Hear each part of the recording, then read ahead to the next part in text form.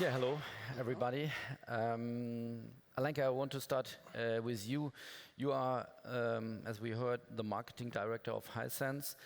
And I don't know if everybody knows Hisense, an over 20 billion euro revenue manufacturer for, yeah, I would say electronic or consumer goods from China. And since 2018, owner also of Goronje, a European manufacturer of household appliances based in Slovenia. Right. In a statement for the European Handball Talks, you said that your plan is to be one of the top 3 industry players in Europe in the next few years. Yeah. What role does sport sponsorship play in achieving this goal? I think very important one for sure, especially in this first phase, because we honestly, as you mentioned, we are part of Hisense Europe. We are taking care of 2 brands, Gorenje brand for home appliances, Hisense for consumer electronics and home appliances as well.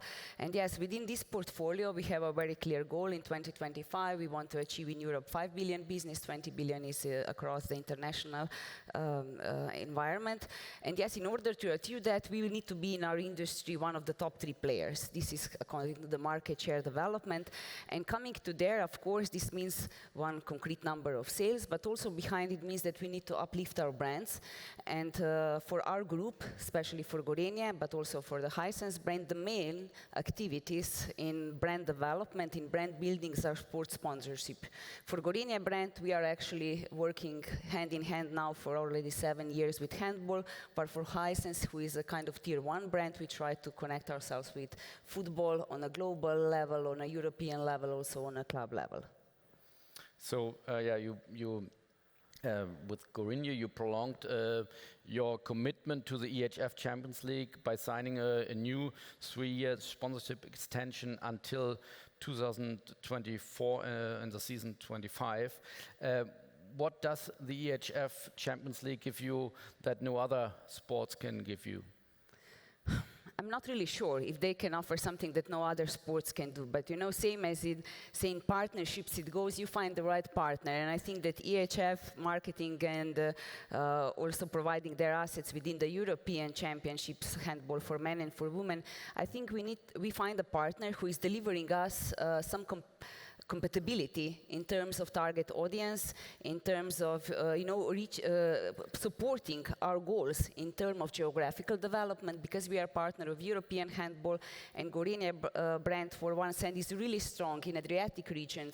It's a challenger brand in Nordic countries. It's also developing in Germany as the biggest market and long tail in Poland, Hungary, Bulgaria, Austria, all the markets which are also handball markets. And I think that here we found a really good value for money, investing in the European handball and therefore supporting as well also our media targets by achieving the good media value through exposure. Mm-hmm.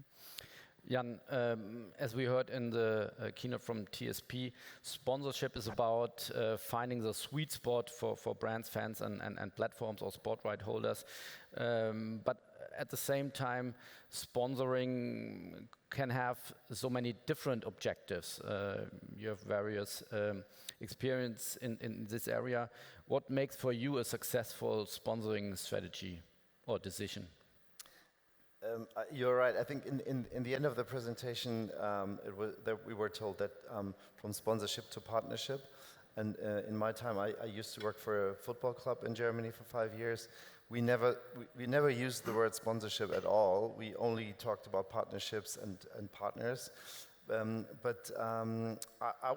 think everything which was said was right, but I would add a little bit maybe, because in my view there are probably more, but at least 4 different targets that a sponsor wants to achieve with a sponsorship or partnership.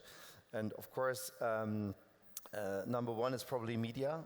You want eyeballs, and we haven't heard about this, but I think this is still a very important aspect of sponsoring today.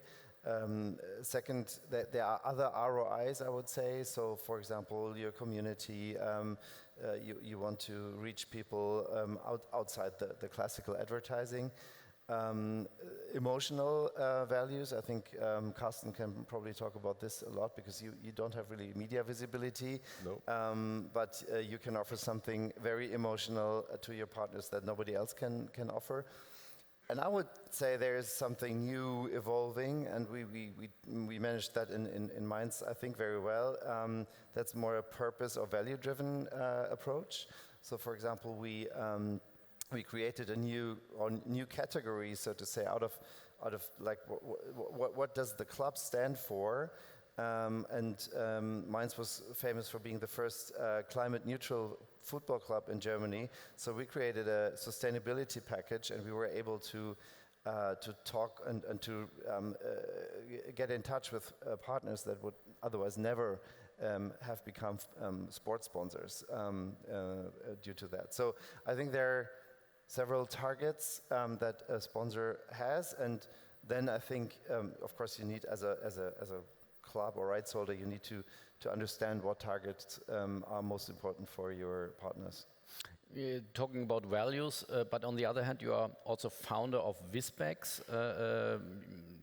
You created, so you call it, so you could explain it maybe later on, so-called Sports Advertise, which is an automated platform that enables media agencies to reach additional audiences in a cost-efficient way, and that enables sport rights holders to acquire, hopefully, new budgets they had no access to before. How that fits into this story?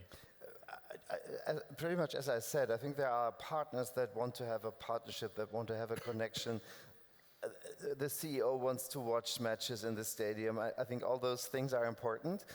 So that's definitely the kind of partnership we are talking about. But then we still have big brands that only want that use sports as an advertising tool. They compare it and they calculate it in a comparison to classical TV advertising or to on digital advertising.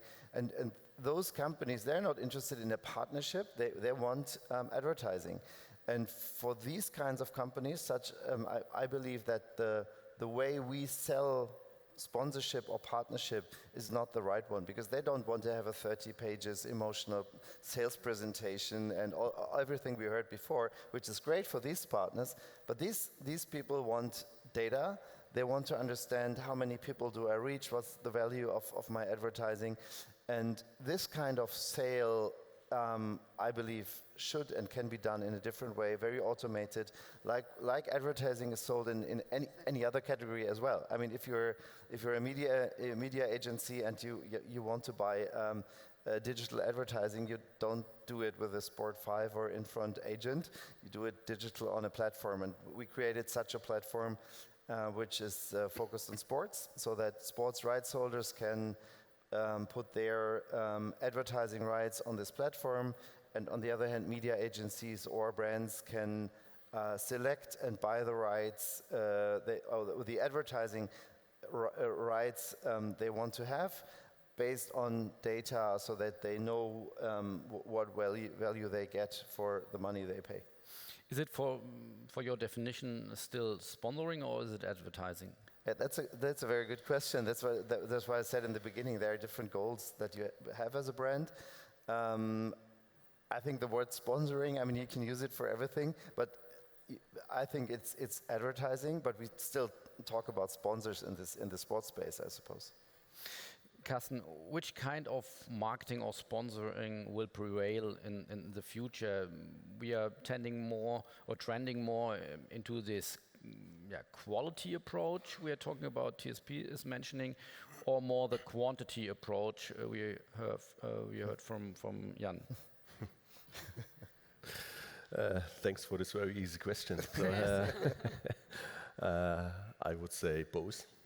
No, I totally agree with Jan and the platform. Though that's only media buy, and the sports can provide it because of the reach the biggest sporting events have. They can give you, if the company needs it, a good reach for good money. But on the other hand, real partnerships, they need the approach the TSP guys showed us. I'm totally believe in this. So you need the shared story between these three partners, the brand, the partner, the entity, and the fans you want to approach. You have to align your values. You have to find a common passion point, and then you can come to story and storytelling. Otherwise, if you only look to the partner, to the sports entity, and the reach is good, value for money is good, success is good, and so on, and you forget to look into the fans, what are they interested in? What is the, as I said before, what is the shared story we can build together with the three partners and bring to life? I think that's the partnerships we will see more and more in the future. And have you already started the buzzword competition? So we came from sponsorship to partnership. I would bring up purposeship as a new dimension for the future. So I think that will be very important. And how do you assess the football industry as there's so many sponsors involved? Is this all already partnership driven there? Or do we see a lot of reach driven, first row of the parameter boards and second row and third row and many logos? Is it really true partnership? I still don't see. Be careful what you say. Yeah. So, Diplomatic. yeah, I don't think there are so many real partnerships that could be there. It's reach driven. I think in many sponsorships. I won't say that it's partnerships, and unfortunately, I think still a lot of CEO driven. So if internally in a big company, the department who's responsible for marketing or sponsoring has to go to the CEO and tell them, there are 3 opportunities, and this one, the values are fine, the shared story could be cool, but it's a lot of work to bring it to life. But there's football, and there are 10 business seats per match, and you can sit on Saturday with your best friends in front of the TV, and you see your logo, then okay, let's do this. I still think there are too many decisions like this, especially in football. And in your former life, you were also CEO of Octagon, a marketing agency, so you advised a lot of brands what to do in the sponsorship game. So wouldn't it make much more sense to conclude a premium sponsorship or you called it a shared story, in other sports, such Gorenje did in handball, so to choose maybe a second tier sports, but be there the premium sponsor versus being a middle class present sponsor in football? If a company really likes to stick to the values, every company talks about their values, and if they stick to it also in sponsorship decisions, you would see more partnerships in tier 2 sponsorships. Sports, I really believe. And let me step back for more back in my career when I was at Commerzbank. We stand as the whole company for partnership and a partnership approach to our customers. But we also had, not very successful, but we had an investment bank, and they had totally different values. And we closed a sponsorship deal, so we built an own team with 9 Ironman pro athletes. Norman Stadler is the 2 times world champion in Hawaii and so on, because the values from Ironman and the athletes, very performance driven, very self-confident, very perspective only on themselves, not a team approach, very elbow driven, and that totally fits to our investment bank, to the customers and from our investment bank, and in the recruiting space.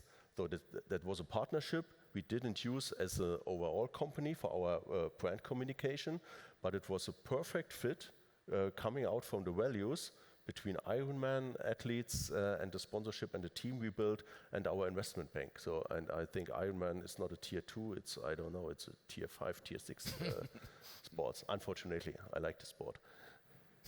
All right. So, Alenka, how has handball or the handball sponsoring at the EHF paid off for Gorenje? Could you share some metrics with us? Yes, I think it did actually very well. As we said, we started in 2017, and this was a very clear, I would say, business case. I believe in emotions, and we like sport because it's actually about the passion, delivers you more. But honestly, you know, when we guys are going to the board meetings or to our owners, we need to come with the numbers. We need to come with the business case, and the similar approach, of course, we did in the handball. We defined the 4 pillars of goals, which were simply said brand, media, sales, and hospitality. And for each of these pillars, we set some different KPIs which can be measured. For example, for first one, the brand, we are monitoring every year our brand awareness, spontaneous awareness, many various KPIs across all the countries in Europe. And we are seeing, because it's not only like handball is influencing that, but our sponsorship should influence according to our expenditure that as well. And as long as these KPIs are growing year on year, then we can say that we are satisfied in this field.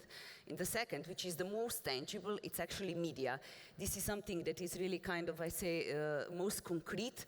We are investing that and that money, we are getting that and that media value, discounted sponsorship value, so our return of sponsorship investment is 1 versus so and so.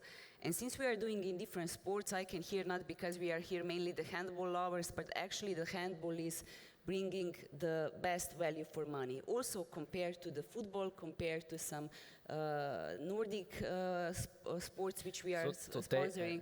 And yes, we are really happy to enter this story. So,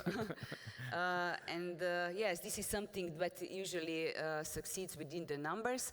And then I would say that the third pillar is sales. This is the similar, this of course can be monitored day to day or even year to year, but in general we have market share goals for all the countries in Europe within Gorenje brand, and if these numbers are growing, if it's developing, then this is again something that sponsorship on the level of reach, our brand, how I would say visibility is covering, then we say that support. We have very concrete sales goals as well, because I believe, you know, we are always trying, especially when supporting this, how to convince the guys who are really making the big decision, usually the owners or the highest holding board members and executives. And it's, they always ask, but I ask, how will this convert to our sales? Concretely, today we are in Cologne, in Lanxess Arena. We have one activation booth, you know, where the fans, our consumers, can have different prize games, and there we are trying to get leads, concrete leads with the names and surnames, and we will put them in our database, and then we will try to communicate. And after a certain period, I will not go into details, but we have very concrete flow when we will try to see, will these leads convert into some concrete sales? When you have direct-to-consumer sales, you can try this very directly, or if you are connecting with the, sorry, I put it down, or if you are working with B2B partners, then you can measure this consumer journey with them. So yes, we are trying to be as concrete as it gets, not only because we need to report, but because we actually want to see whether this is working.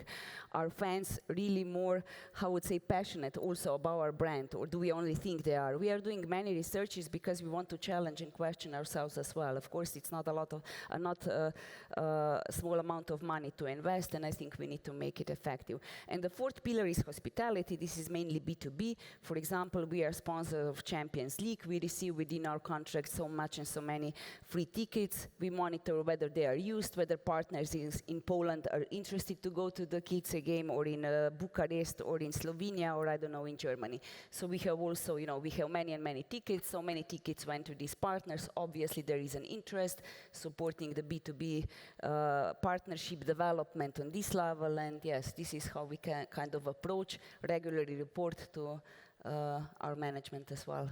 And so far, yes, handball, I think we are working really well together. And one important part of a successful sponsorship is of course, activation. So, do you do it on your own? Do you have agencies? Do you work together with the EHF? How does that work? Unfortunately, we don't have a huge team. However, we have a great one. Primož, thank you for all support. And yes, we are working mainly with agencies. We are trying into our contract to get as much as possible content delivery also from the part of the partners, in this case EHF, so that some of the content they are producing are actually done on our behalf, connecting with our values and mission. But yes, more or less we are working with outsource agencies to provide us here partners.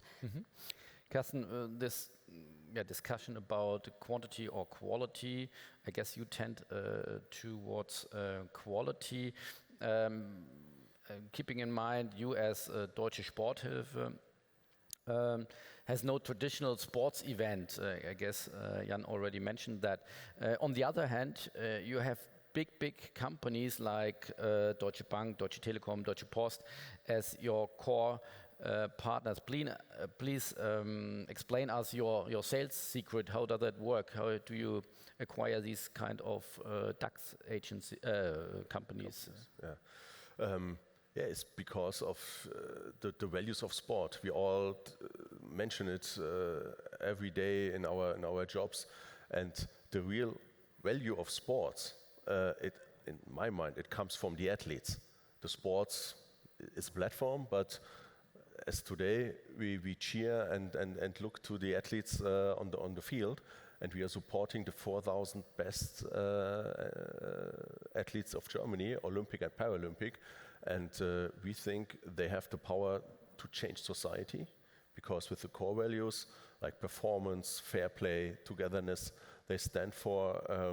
That's what they show in their everyday life, not only when next year in Paris at the Olympic Games. They show it every day in their training, in their workouts, in their sessions, and that's what these big companies also believe in, and that's why they support us, because they know the money they give us, we give it directly to these athletes, not in any other channels or to build big events or anything else. So it comes down to the athlete who can change in his area, in his team, has the power to change society. And this belief, this common passion point, and this aligning of values, that's our sales approach. And that's difficult to measure, or you cannot measure it. To be honest, we don't have any reach, because the athletes we support, they start at. We also support handball players. But we are not responsible for the final today. But players from Magdeburg who are playing today were supported in their younger career from Sporthilfe. So no reach, becoming a partner at Sporthilfe, you get no reach, you can't measure your impact. You have to believe in the value and the power of sports and the 4,000 best athletes of Germany. And this kind of strategy is apparently successful. So do you have other good or best case examples in the sports industry we know, which you recommend, which we should have a closer look? Yeah. Maybe at this point, one example that it's at the starting point from ourselves. So PricewaterhouseCoopers is one of our biggest partners. And they started to build a new strategy last year for their sustainability approach, and they defined 4 pillars, and one was society, and to go deeper society, it was equality and diversity. And we were in talks with these guys, and we showed them that the 4,000 athletes we support, they are Olympic, Paralympic, they are men, women. They get the same money. It doesn't matter if they are playing handball or bobsleighing or fencing. It doesn't matter if they are male or female, and so on. And they say, oh wow, this Sporthilfe and the athletes, they are really standing for diversity and equality. And we wanted to share this. We wanted to show with this example that we as a company also share this value. and so we could sign them end of last year, and activation still in preparation, but I think we will see with this partner some cool examples in the future. All right. Jan, we are talking about this value-driven marketing and sponsoring, or you called it partners at Mainz. But this kind of approach could be also very demanding for the team to provide all the services. So, and apparently not every club in sports can afford this appropriate team. What do you recommend? Is the right solution to outsource these kind of services, or should clubs and federations invest into the internal team? A good question, since we're talking to the handball community, and it's definitely different to football, where you can usually afford bigger teams and more people.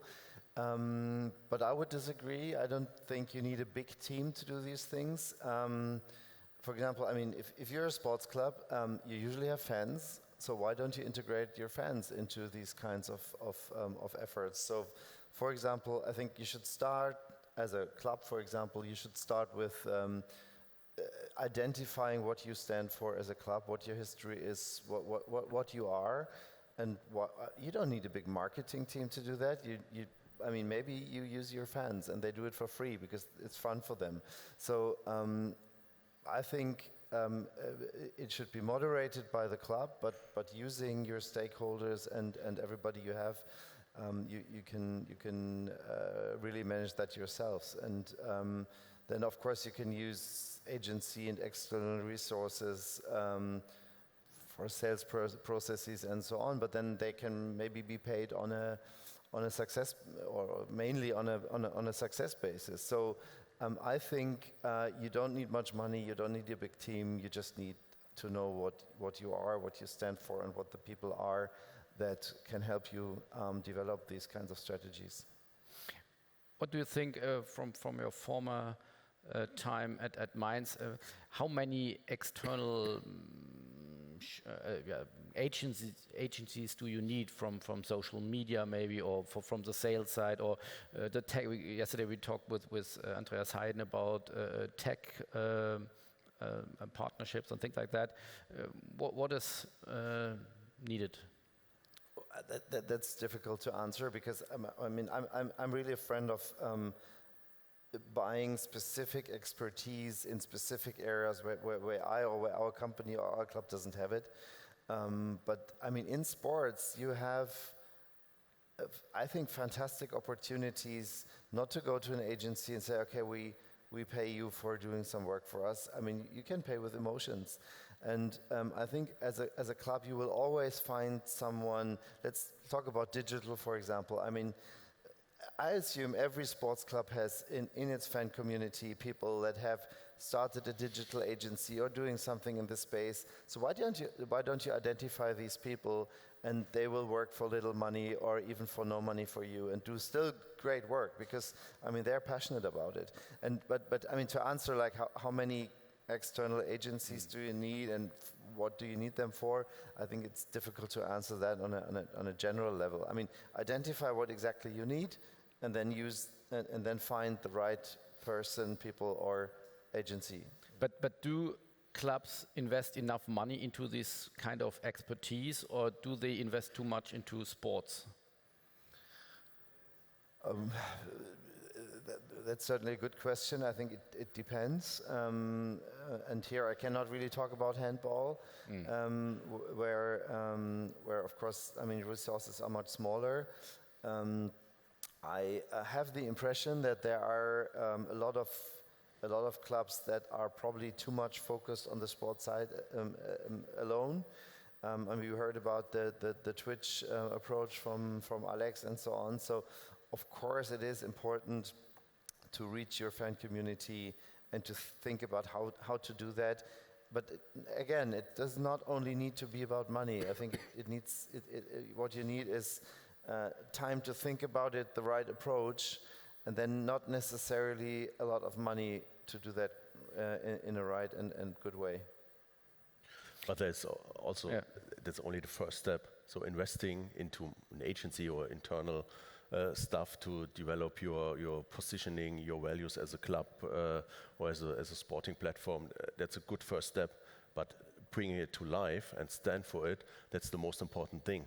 And if you remember last year, did all the discussion about the European Super League in football, and Liverpool, I love this club, and Barcelona were driver of the thing. Then you have to think about, you never walk alone, or a must-carrying club.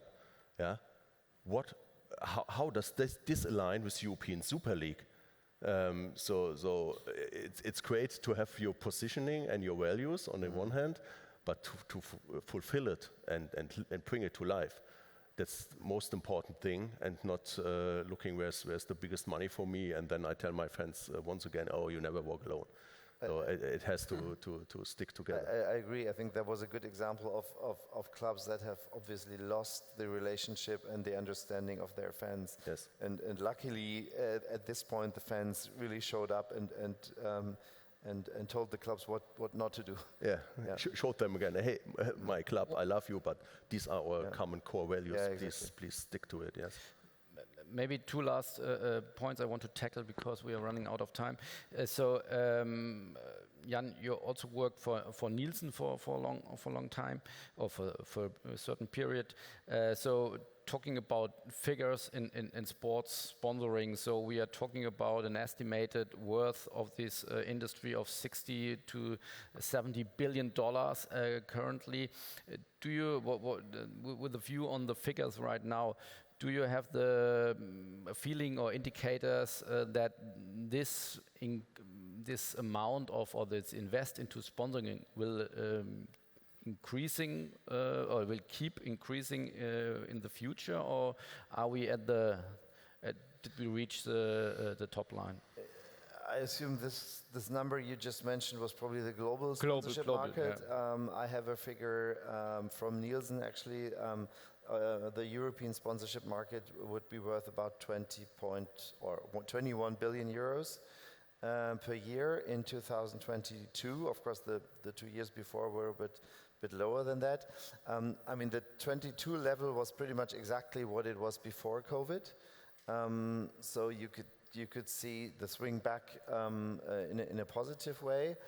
But to answer your question, I think it depends. I mean, as long as sports is important, plays an important role, as long as people want to watch it and be connected to it, I don't see why this growth should not continue. But there may be differences between sports as well. I mean, if that's, for example, we're not talking about football, but if the German football is continuing to do what it has been doing the past couple of years, it will certainly not increase. But I think a sport like handball, with all the values it stands for, and if handball clubs, federations are doing the right things to reach the Gen Z and young people, then I don't see why they should not be able to grow this. Maybe a good message for that. So bright future. So last words, maybe to you or for you, Alenka. How important is it for you as a main sponsor of such a platform? Yeah, we heard it from TSP that EHF is investing in creating such a business platform. How important is it for you, or is it all about only the reach and the numbers? No, absolutely, it is important. But I think maybe, as in general, as we said, in the past years we are growing. Every year we are growing. Also in the numbers working together with EHF. I think that maybe the biggest challenge for the future is absolutely going to be what we were listening before, how to really engage the younger generation. I think this is a challenge for all our sport, how to make them engage, because obviously the old tactics are not working with them. This is clear to all of us, but how to bring it on a simple level can actually clubs or even the organizations support this, I think this is something that we need to address. Otherwise, for long-term perspective, this is going to be, I think, quite a deal breaker for all sports. Currently, the fans are aging, and the young ones are maybe not entering fast as they should. So here we need to find another two-way road to get them. So yes.